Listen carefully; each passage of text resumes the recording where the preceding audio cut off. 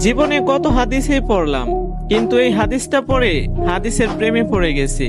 হাদিসটা হচ্ছে, আপনি যখন নিজের ঘরে নীরবে কান্না করেন, আল্লাহ তখন ফেরেশতাদের উদ্দেশ্য করে বলেন, কোন জিনিস আমার এই বান্দার চোখে পানি আনলো?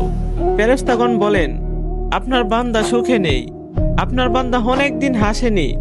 এই বলে ফেরেশতাগণ কান্না করতে থাকেন এবং আল্লাহকে বলেন, হে আমার রব, আপনি জানেন আপনার এই বান্দার হৃদয়ে কি রয়েছে, অতএব আপনি তার জন্য সবকিছু সহজ করে দিন। আল্লাহ বলেন, আমার এই বান্দা এমন কিছু জীবন থেকে হারিয়ে ফেলেছে যা সে অধিক ভালোবেসেছিল। অতএব আল্লাহ বলেন, আমি শপথ করছি, আমার বান্দা যা তার জীবন থেকে হারিয়েছে এর চেয়ে উত্তম জিনিস তাকে এনে দিব, যা দেখে দুনিয়া ও আখিরাতে সবাই আশ্চর্য হয়ে যাবে। সুবহানাল্লাহ। Que tem medo,